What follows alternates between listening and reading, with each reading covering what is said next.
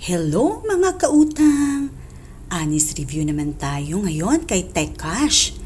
Lagi ito dumadaan sa FB wall ko, kaya nainganyo akong silipin ang buong detalye.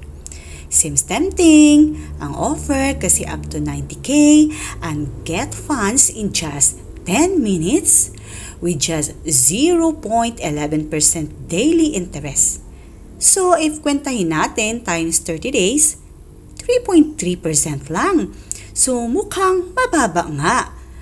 And to pay 3 to 12 months. So, promising, di ba?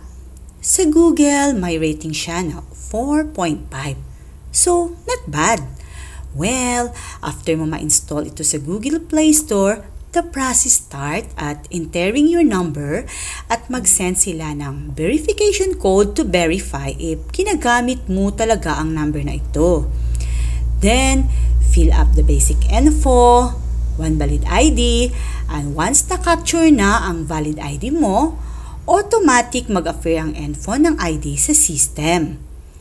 Then, face authentication. After that, your application is under review na within 3 minutes. So, tapos na ang process. Mari-reveal na ang katotohanan if in harmony ba sa mga pangako nila. First offer ko is 6K and no deduction. Full na matatanggap kasi wala namang naka-indicate na mga advance fees. But, hindi totoo na pwede ka pumili from 3 months to 12 months kasi may schedule na sila na binigay na after 2 weeks, you need to pay 8,600 in full. Sobrang high interest talaga. So, super layo doon sa 0.11 daily interest. Kahit ka sa 10% a month. Kasi if 10% ang 6K, 600 lang. Pero dahil 2 weeks lang naman, dapat 300 lang. So, bakit 2,600 agad? Paano yun nila kwinenta? Hay nako, sumakit tuloy ang ulo ko dahil hindi pa naman ako magaling sa math. Imbis makatulong, lalo kang mababaon sa utang sa sistemang ito.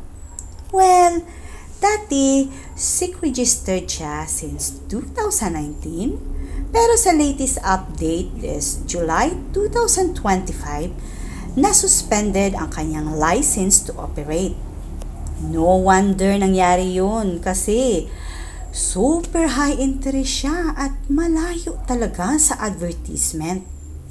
At kung magbabasa ka sa mga reviews sa Google, hindi rin daw maganda ang kanilang customer service. At mahara sila maningil kapag due date na or lalo pag overdue ka. May agent pa nga daw na nagsasabi na monitor na yung FB account mo at i-contact nila yung mga FB friends mo. At di kanila titigilan. Messages at calls buong araw kahit Sunday pa. At hindi rin daw precise ang system nila. So, isa namang loan shark ang na-reveal mga kautang.